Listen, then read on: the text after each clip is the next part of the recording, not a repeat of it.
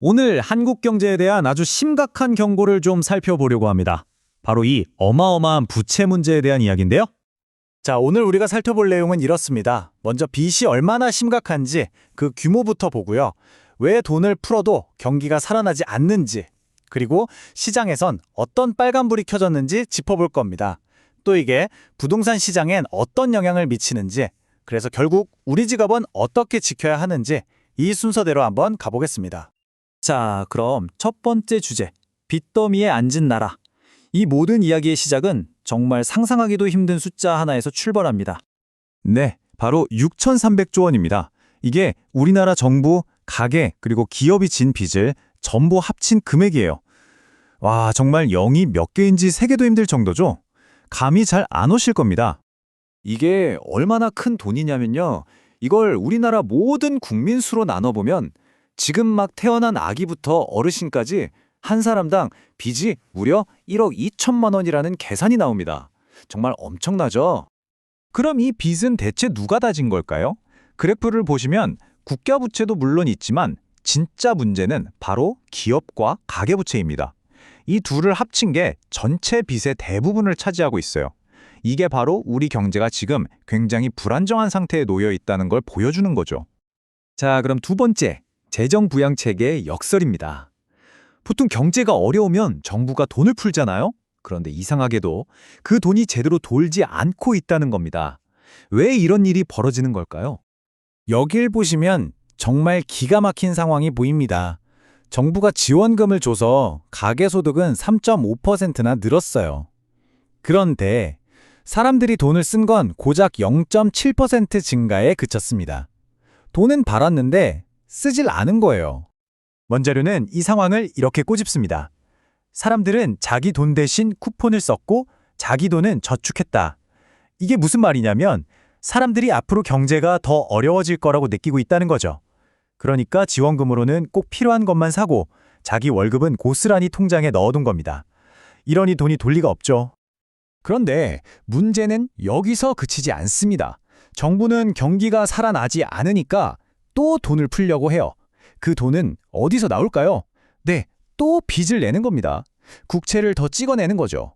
결국 빚으로 빚을 막는 그런 악순환에 빠져버린 겁니다. 자, 세 번째 주제는 바로 시장이 보내는 적신호입니다.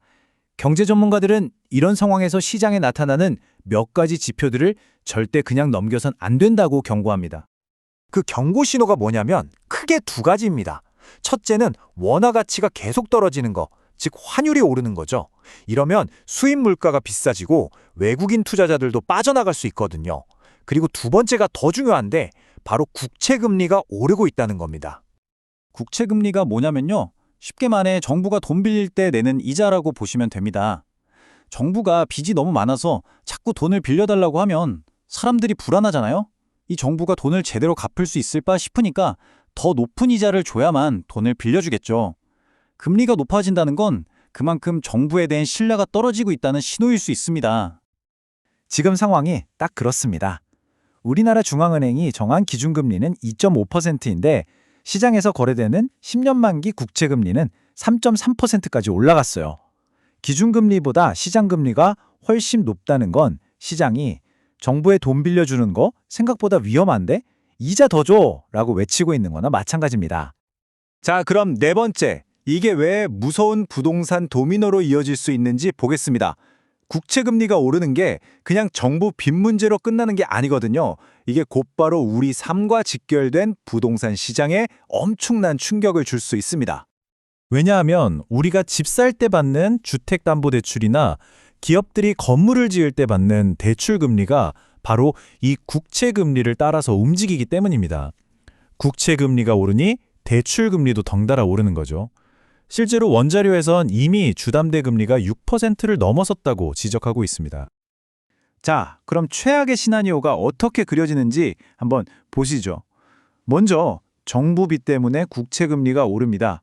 그럼 자연스럽게 대출금리도 따라 오르겠죠. 이자 부담이 커지면 대규모 아파트 단지 같은 건설 프로젝트들이 버티지 못하고 부도가 나기 시작할 수 있습니다. 이걸 프로젝트 파이낸싱 PF 위기라고 하죠. 그럼 그 프로젝트에 돈을 빌려준 은행들은 어떻게 될까요? 위험해지겠죠. 이 소문이 퍼지면 사람들이 내 돈 괜찮을까 하면서 은행으로 달려가 돈을 빼는 뱅크런 사태까지 벌어질 수 있다는 겁니다. 정말 아찔한 시나리오죠. 자, 그럼 마지막으로 가장 중요한 부분입니다. 이렇게 불안한 상황에서 우리는 내 지갑을 어떻게 지켜야 하는가? 원자료가 제시하는 몇 가지 조언들을 살펴보겠습니다. 네, 지금 같은 경제 상황에서 내 자산을 지키는 방법 과연 무엇일까요? 핵심만 한번 짚어보죠. 가장 중요한 메시지는 공격보다는 수비에 집중하라는 겁니다. 지금은 사업이나 부동산 투자를 위해 무리하게 빚을 낼 때가 아니라는 거죠. 큰 수익을 노리는 위험한 투자보다는 지금 가진 자산을 안전하게 지키는 게 우선입니다. 그러기 위해선 좀 더 안전한 자산을 고려해 볼 필요가 있고, 원자료에서는 그 예시로 미국 달러 같은 자산을 언급하기도 합니다. 네, 오늘 살펴본 내용을 종합해보면 상당히 심각한 경고들이 이어지고 있습니다. 이 모든 분석은 결국 우리에게 하나의 큰 질문을 던집니다. 지금 대한민국 경제는 이 위기를 잘 관리해서 넘어갈 수 있는 수준일까요? 아니면 정말로 벼랑 끝에 서 있는 걸까요?